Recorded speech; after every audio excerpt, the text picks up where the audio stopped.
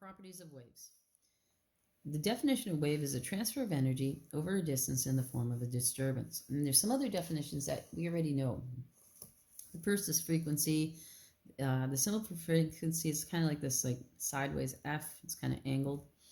And frequency is how often something occurs in a unit at time. So it's the number of cycles per unit time.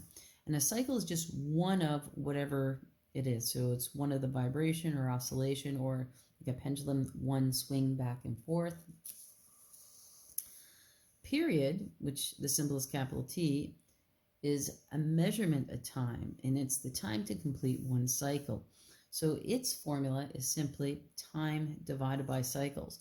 So when I compare the two formulas, frequency is cycles over time, period is time over cycles, well, they're just the inverse of each other. So if I have one, I can find the other. So now what I would like to do is an example. It says find the period and frequency. So I'm looking for both the period and the frequency of a person's heart rate if it beats 73 times. So 73 is the cycles. And my time is 1 minute, which is just 60 seconds. So it doesn't matter which one I do first. I'm just going to do period first because I wrote it down first. So I know that period is equal to time divided by cycles. So I just put in my time, which is 60, divided by my cycles, which is 73. Put that into my calculator, and I get 0.82. And because we only have one significant digit here, I need to round that just to 0.8. And time is measured in seconds. Now I want to figure out the frequency. Well, period and frequency are just the reciprocals of each other. So frequency is equal to 1 over the period. So just in my calculator, just go 1 over my previous answer, and I get 1.2. So that would round to about 1 hertz.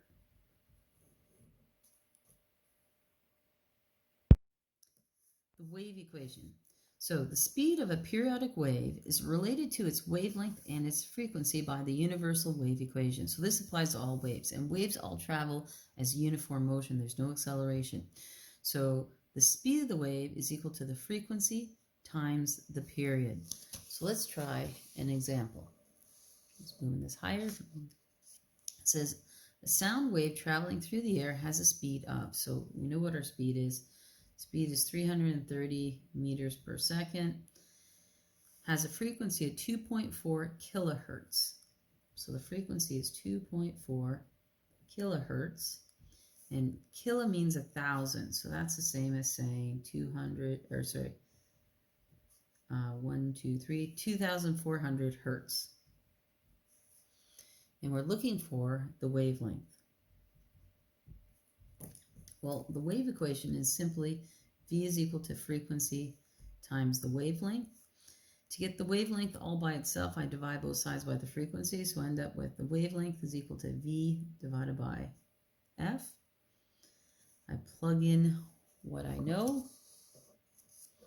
So V was 330, the frequency was 2,400.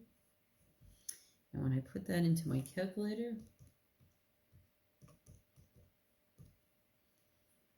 I end up with 0.1375, and that's measured in meters. Now when I look up here at my question, I have 2 and 2 significant digits, so I need to round this to 2 significant digits, so it becomes 0.14 meters. So reflection from a straight barrier. So a straight barrier means like a flat mirror or just even the water, but it means it's flat, okay? It's not curved. And we have this law. It's the angle of incidence equals the angle of reflection. So if this is my mirror along the bottom here, my incident ray means my incoming ray, okay? It bounces off, and it bounces off at the same angle. And what bounces off is called the reflected ray. So again, this is my mirror at the bottom, and then the normal is always perpendicular to my surface.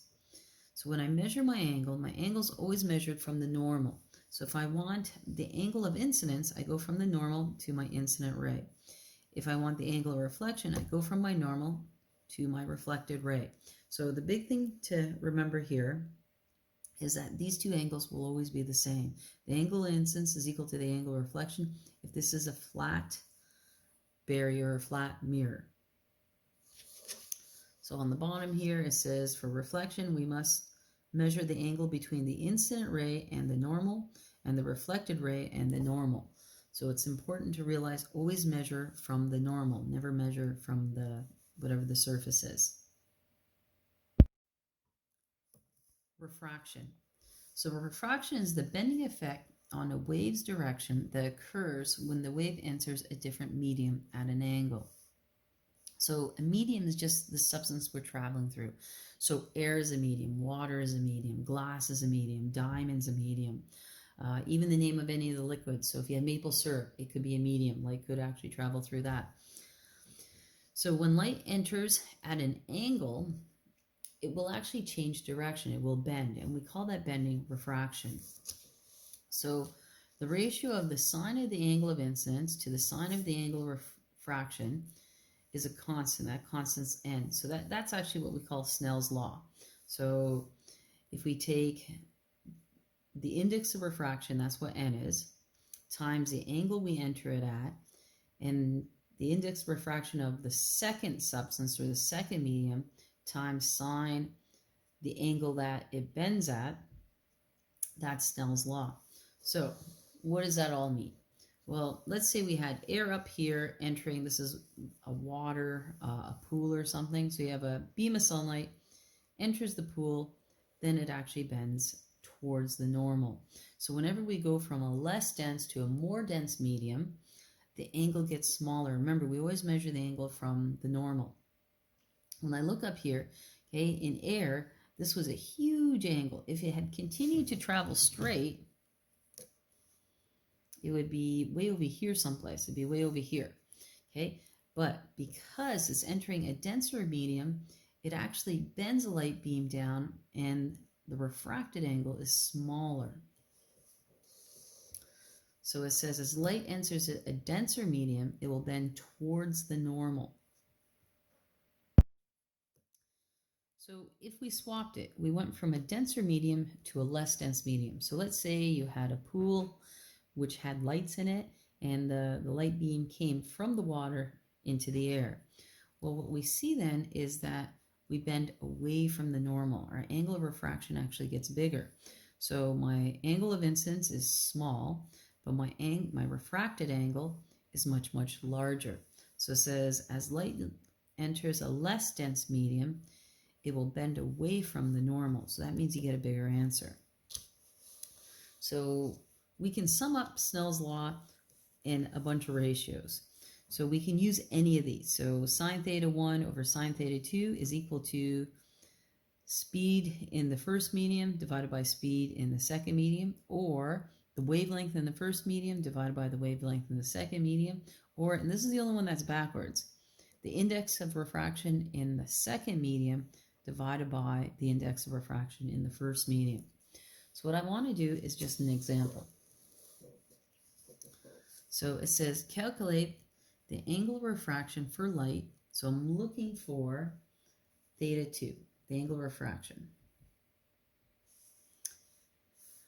From a vacuum, now the index of refraction is 1 in a vacuum. And if you turn to page 445, okay, so you find that on page 445. It's got a chart with all the different index of refraction. So you might have to look up the index of refraction if it's not given in the question. Into plate glass with index of refraction 1.47. So N2 is 1.47. We know the angle of incidence, so that's my theta 1 is 40 degrees. Well, I can simply just use Snell's law. Snell's law is N1 sine theta 1 is equal to N2 sine theta 2. I'm trying to get theta 2 all by itself, so I'm going to divide both sides by n2. N's disappear. So I have sine theta 2 is equal to n1 sine theta 1 divided by n2. Plug in what I know. So it'll be 1 sine 40 divided by 1.47. Now, to get the sine away from the theta, don't forget you have to hit shift. And then I put all that into my calculator. I end up with 25.9. And we keep 3 significant digits because in the question, everything had 3 significant digits.